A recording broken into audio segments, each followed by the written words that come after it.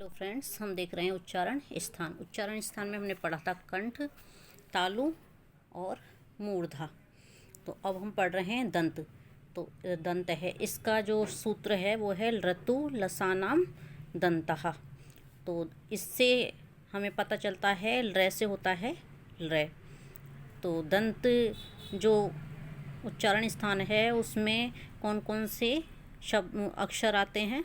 र आता है, ते वर्ग और ले और से। ये ले और ये से, ये आते हैं। उसके बाद आता है ओष्ठ। तो ओष्ठ से कौन कौन से आते हैं? इसका सूत्र है उपु पद्यमानिया नाम ओष्ठौ। उपु उ से छोटा उ, बड़ा उ, फिर है पे वर्ग, फिर उपद्यमानीय नाम। उपद्यमानी कौन कौन से होते हैं? ये अर्धविसर्ग और पे, और ये अर्धविसर्ग और फे। फिर है नासिका। तो न नासिका में जो सूत्र आता है वो है णम नण ना नाम नासिका चाहिए। नासिका यानी कि जो ये पंचम अक्षर होते हैं वर्ग के, वो सब इसके अंदर आ जाएंगे। जैसे ण, मैं, ण, ण, न, यानी कि वर्ग के पंचम वर्ण सारे आ जाएंगे इसके अंदर। ठीक है, ये इसका जब शब्द लिखते, हम कोई शब्द लिखते हैं तो उसमें इन पंचम जो अक्षर हैं उनको इस बिंदी से ऊपर की तरफ दर्शाया जा सकता है। ठीक है, फिर है जिह्वामूल। जिह्वामूल होता है, जिह्वामूल ये है, जिह्वामूलम ये इसका सूत्र है।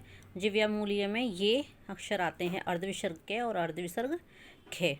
तो हमारे जो संस्कृत में है वो ये ही उच्चारण स्थान बताए गए हैं। पाणिनि जी ने 8वां उच्चारण स्थान औरस से बताया है।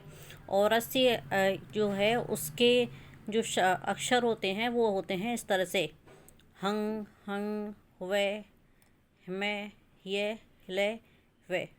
इस तरह से इनको बोला जाता है। और ये जो शब्द हैं, ये जो वर्ण हैं, ये सब किसी जिस तरह से कोई सूत्र, श्लोक वगैरह जो बनते हैं उनमें इनको काम में लिया जाता है। उसके बाद में जो उच्चारण स्थान बताए गए हैं वो दो मिला के बताए गए, यानी कि कंठ और तालु दोनों को मिलाकर। तो कंठ तालु में जो सूत्र बनता है वो ए दई तौ कंठ तालु बनता है। तो ए से ए हो गया और आई हो गया, ये आई। ठीक है, इसी तरह से कंठोष्ठ इसमें आते हैं ये दो। इसमें सूत्र है ओ दौ तहु कंठोष्ठ है। तो ओ और औ इसके अंदर आते हैं। फिर है दंतोष्ठ। दंतोष्ठ में आता है वकारश दंतोष्टम, ये इसका सूत्र है।